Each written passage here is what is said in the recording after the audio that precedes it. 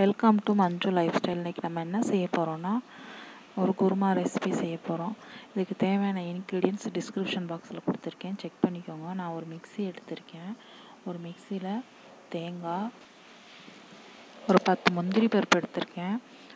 அதுக்கப்புறம் சோம்பு, அதுக்கப்புறம் கசகசா கொஞ்சம் சுடுதண்ணியில் ஊற வச்சு போடுங்க, இல்லைனா அது கசக்கும். கொஞ்சம் கல்பாசி போட்டிருக்கேன். இது எல்லாம் நல்லா இதெல்லாம் போட்டு நல்லா மிக்சியில் பேஸ்ட் பண்ணி வச்சுருக்கேன். ஒரு கடாய் வச்சுட்டு கடாயில் 3 டேபிள் ஸ்பூன் எண்ணெய் ஊற்றிக்கோங்க. எண்ணெய் நல்லா ஹீட் ஆனதுக்கப்புறம் ஹோல் கரம் மசாலா எடுத்து வச்சுருக்கேன், அதை போட்டுக்கோங்க. கரம் மசாலா நல்லா பொரிஞ்சதுக்கப்புறம் வெங்காயம் சேர்க்கணும். இப்போது வெங்காயம் ஆட் பண்ணியிருக்கேன். வெங்காயம் ஆட் பண்ணிட்டு வெங்காயம் வதங்குறதுக்கு தேவையான உப்பு சேர்த்துக்கணும். உப்பு சேர்த்தா வெங்காயம் சீக்கிரம் வதங்கும்.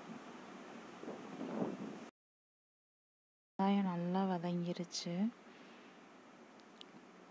வெங்காயம் நல்லா வதங்கினதுக்கப்புறம் 1 டேபிள் ஸ்பூன் இஞ்சி பூண்டு பேஸ்ட் ஆட் பண்ணிக்கோங்க. இஞ்சி பூண்டு பேஸ்ட் பச்சை வாடை போகணும்.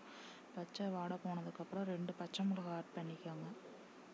மிளகா ஆட் பண்ணதுக்கப்புறம் தக்காளி ஆட் பண்ணிக்கோங்க. தக்காளி நல்லா வதங்கணும்.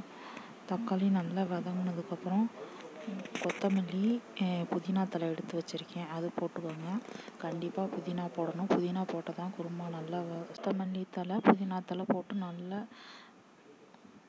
வதக்கிக்கோங்க. வதக்கினதுக்கப்புறம் நான் எல்லா பொடியும் எடுத்து வச்சுருக்கேன். அந்த பொடியை போட்டு நல்லா அந்த எண்ணெயிலே நல்லா வேக விடணும். அது வெந்ததுக்கப்புறம் தண்ணி ஊற்றிக்கோங்க. 3 டம்ளர் தண்ணி எடுத்து வச்சுருக்கேன், அந்த தண்ணியை ஆட் பண்ணிக்கிறேன்.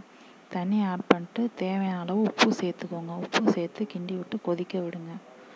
நல்லா கொதிக்கணும். நல்லா கொதித்ததுக்கப்புறம் நம்ம ஆட்டி வச்சுருந்த தேங்காய் பேஸ்ட் எடுத்து கொதிக்கிற குருமாவில் மிக்ஸ் பண்ணுங்கள். மிக்ஸ் பண்ணிவிட்டு அப்புறம் மிக்ஸியை கழுவி ஊற்றுங்க. அது ஒரு 2 டம்ளர் தண்ணி வரும். ரெண்டையும் சேர்த்து அதுக்கு தேவையான உப்பு போட்டு நல்லா கொதிக்க விடுங்க. இப்போது உப்பு காரம் எல்லாம் கரெக்டாக இருக்கான்னு பாருங்கள். இப்போது காரம் கரெக்டாக இல்லைன்னா கொஞ்சம் மிளகாத்தூள் ஆட் பண்ணிக்கலாம். மிளகாத்தூள், உப்பு எல்லாமே ஆட் பண்ணிக்கலாம். ஆட் பண்ணிவிட்டு நல்லா கொதிக்க விடுங்க. 20 நிமிஷம் குருமா நல்லா கொதிக்கணும். உங்களுக்கு இன்னும் கலர் வேணும் அப்படின்னா நீங்கள் ஃபஸ்ட்டு ஆட் பண்ணும்போதே காஷ்மீரி சில்லி பவுட்ரு ஆட் பண்ணிக்கலாம். 1 spoon Kashmiri chilli, 1/2 spoon normal chilli powder add பண்ணிக்கலாம். இன்னும் கலர் பிடிக்கும். உங்களுக்கு இந்த வீடியோ பிடிச்சிச்சின்னா மஞ்சு லைஃப் ஸ்டைல் சேனலை சப்ஸ்கிரைப் பண்ணுங்கள், ஷேர் பண்ணுங்கள், கமெண்ட் பண்ணுங்கள். தேங்க்ஸ் ஃபார் வாட்சிங்.